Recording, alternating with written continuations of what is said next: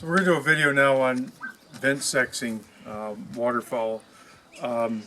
Ideally, I'd like to do a video also on vent sexing ducklings because their genitals look a little bit different than adult birds.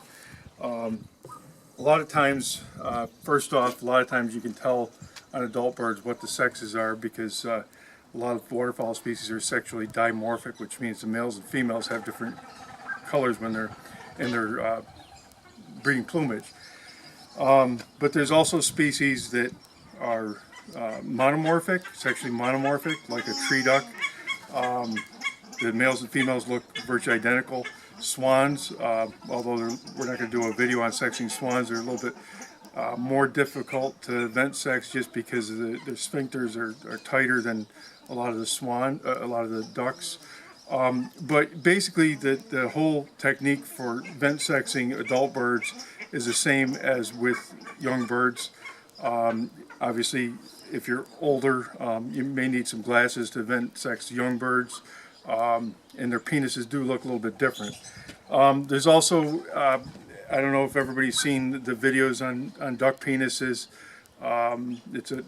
If you look on one of my timeline posts, there's a video there discusses duck penises.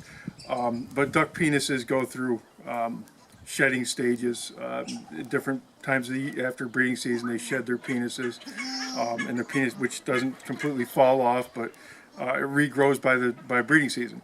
Likewise, young birds, juvenile birds, their penis is a different shape and texture, and as they get into like a mallard, for example, as they get into January, February, with the hormones start acting up in the bird, start really becoming active in the bird, and the penis drastically and quickly takes some changes. So we're going to see kind of an example of both of them with the male penises. The female apparatus pretty much looks the same from young to adult. So I'm going to start with, it's actually a pair of sexually dimorphic birds, but it's just a good example. I'm going to just use a mallard type duck, which is a Hawaiian duck. I'm going to start with the female first. Now, the first thing is we got to hold this bird properly in order to vent sex it. So I would recommend, if you're starting off vent sexing, get yourself a stool or something and sit. That way you can put the bird near and towards your crotch there, and you can put its legs up next to your body. For my purposes, I always tend to do it up on my chest to vent sex, but position is really kind of important. So I'm going to start off by wrapping my hands around the bird, something like this. All right, so its feet are facing me. The left side corresponds, the bird's left side corresponds with my left side, and so on. So in this position, I can take the bird. She's kicking around a little bit. I can take the bird, and with my index finger, I can just flip the tail back, and then I have the vent. So then with my thumbs, I can manipulate the vent, and then I can start moving around my other fingers to give a little bit extra pressure. So we can open the vent up like that. We can see some labia-like material, and you can, if you look down at the bottom, it's not really evident in this particular bird, but down toward the bottom you can see it really well in tree ducks. This little spot down here is actually the clitoris on the bird. So that's how you sex that's what a female looks like. Obviously, sometimes they're not as easy as this bird just said. Now we got a male Hawaiian duck. Again, it's not much of a difference in the color of the female, but there's different reasons why we want to vent sex birds as well. So, if they're in molt, obviously they could potentially look like a female. So same thing. We're going to grab the bird, secure them. They'll usually calm down pretty good, and then with our index finger, we flip the tail. There's the vent right there, and we just give some gentle pressure on both sides. And on this bird, we can see its penis popping out. Now, his penis is kind of smooth. A lot of them have it's kind of like a cat's tongue. It's sticky, and you know, they're actually pretty big penises. This is a sexually mature male. You can tell by the size of his penis. If I put him in a breeding pen, he would breed within 2 weeks. I'd have fertile eggs on him. Well, I mean, could be a day. So, and these birds are actually sexing a lot easier than they do in real life too, for some reason. So I'm going to grab one of these.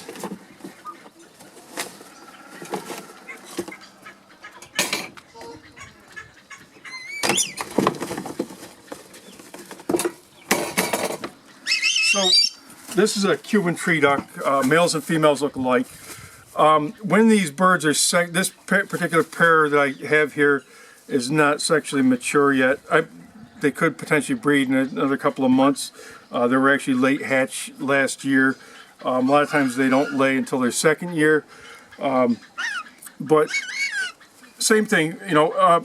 Well, just before I start on that, often with tree ducks, when they come into sexual maturity and they are ready to breed and produce fertile eggs, on the females, they'll have a rounded abdomen, and you can, on a breeding bird, you can tell right off that it's a female looking at it in an aviary. On the other hand, a male will actually have a point down here at the vent where the vent is. And again, this is breeding age, breeding ready birds. They'll have a vent, a point on the vent. The males will. So again, same thing. We're going to secure this bird. This is a bigger bird. Tree ducks also tend to have very tight sphincters, so and it gets easier with practice. If you have a lot of practice on it, you know how to manipulate the vent, but there nonetheless can be quite a challenge. So again, I'm going to grab the bird and you know, push its tail with my index finger, and then start manipulating, and then I can move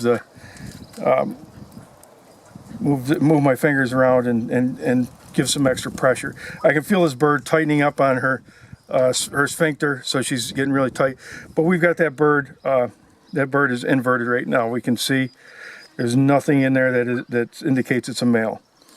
Okay, so I don't know how good you got that picture, but we're gonna go to a male now.